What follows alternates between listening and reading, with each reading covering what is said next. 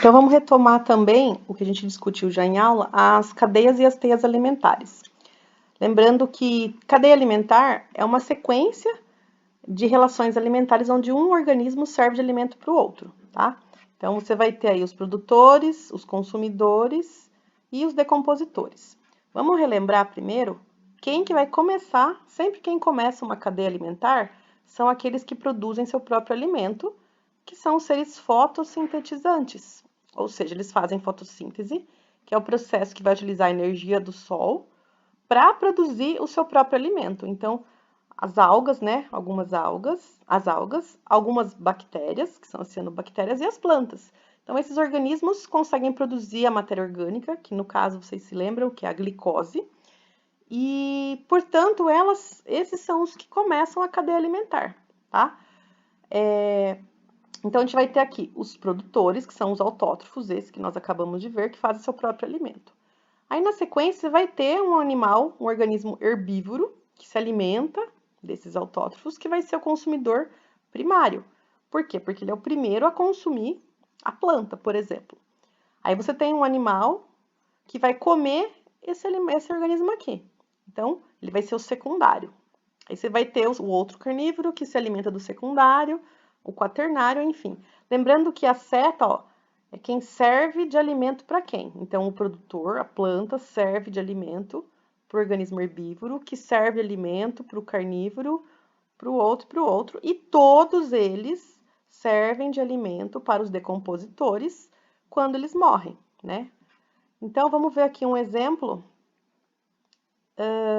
Aqui. Então, vamos ver o primeiro exemplo aqui, ó. Então, você vai ter aqui, ó, uma planta. Então, ela é o produtor, começa com ela, porque ela faz seu próprio alimento pela fotossíntese.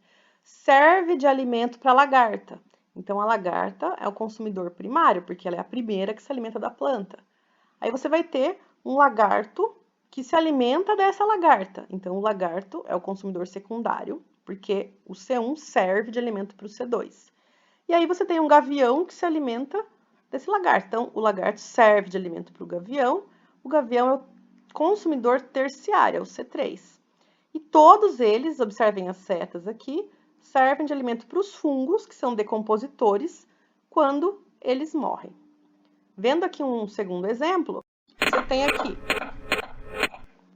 algas. Então, é um exemplo de uma cadeia alimentar que começa na água aqui. Então, você vai ter as algas, que fazem fotossíntese, portanto, são as primeiras, são os produtores. Servem de alimento para microcrustáceos, então são crustáceos aí microscópicos, que servem de alimento para os peixes. Então, os peixes são os consumidores secundários, porque são o segundo, ó, ele come o C1. Aí você tem uma ave, por exemplo, uma garça, que se alimenta do peixe, que é o secundário, então ela é o terciário, e essa garça pode servir de alimento para um jacaré, para um crocodilo, então ele é o C4. E todos esses, quando morrem, servem de alimento para as bactérias. Então, aqui você tem uma cadeia alimentar, porque é uma sequência única.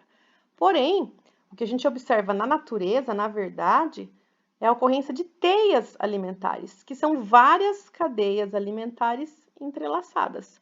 Então, aqui tem um exemplo de teia, ó. Você vai ter aqui o milho como sendo o produtor. Ele serve de alimento para o besouro, mas ele também serve de alimento para o rato. Então, você já tem aqui, ó, duas sequências, por isso que é uma teia, você tem várias possibilidades.